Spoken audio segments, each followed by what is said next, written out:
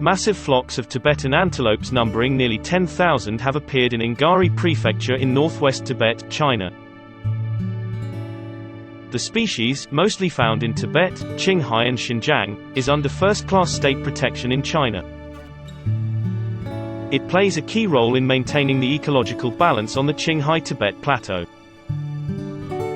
自从我们先前北部这一块出现大量的藏羚羊种群这一块并不是我们藏羚羊掺杂迁徙或者平时藏羚羊发情交配期的一种种群聚集，而是我们这一块藏羚羊种群逐年回升的一个表现，更是我们这一块生态环境保护的得到了有效改善的一个具体的表现。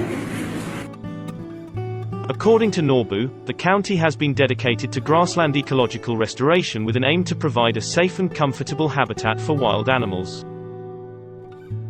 Thanks to continuous efforts, the number of Tibetan antelopes in China has surged from less than 70,000 during the 1980s to 1990s to around 300,000 last year.